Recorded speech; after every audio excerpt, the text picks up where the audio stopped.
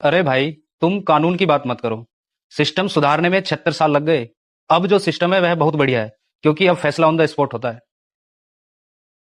फैसला on the spot ही करना था बच्चे, तो मैंने और मेरे साथियों ने 2 साल 11 महीने और 18 दिन जाग कर यह किताब क्यों लिखी।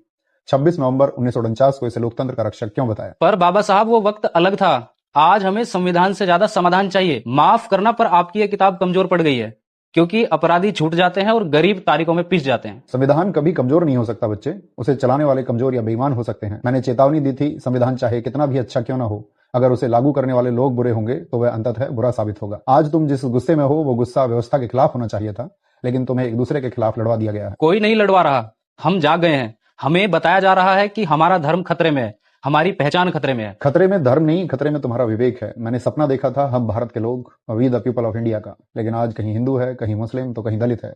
एक भारतीय होने का गर्व करने वाला व्यक्ति इस भारत देश में तो मुझे ढूंढने से भी नहीं मिल रहा। जिस मताधिकार को मैंने राजा और रंग के लिए बराबर किया, आज वही मताधिकार चंद रुपयों में बिक रहा है। पर बाबा साहब, विकास तो हो रहा है ना। दुनिया में हमारे देश का नाम हो रहा है। कैसा विकास? ऑक्सफैम की रिपोर्ट कहती है भारत की 40% संपत्ति सिर्फ 1% अमीरों के पास में है। क्या यही है आर्थिक न्याय जो मैंने प्रस्तावना में लिखा था?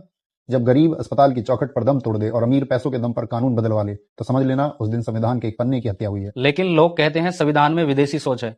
यह तरक्की के बीच आ रहा है। विदेशी सोच? समानता, स्वतंत्रता और बंधुत्व, लिबर्टी, इक्वलिटी और फ्रेटर्निटी क्या विदेशी हैं? बच्चे, यह किताब तुम्हें बोलने की आजादी देती है।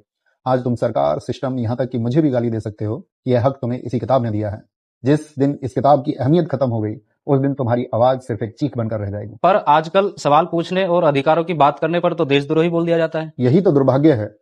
लोकतंत्र की इमारत 4 स्तंभों पर टिकी थी। पहली विधायिका, संसद जहां अब बहस नहीं सिर्फ शोर होता है। दूसरी कार्यपालिका, पुलिस और अधिकारी जिन्हें संविधान की रक्षा करनी थी पर वो सत्ता की रक्षा कर रहे हैं। तीसरी न्यायपालिका, कोर्ट, जिसे अव्यवस्था और दुर्व्यवहार के खिलाफ बोलना चाहिए पर वो अक्सर खामोश रहती है। और चौथा स्तंभ, मीडिया, जिसे सरकार का आईना बनना था लेकिन वो सरकार का भोपू बन गया है।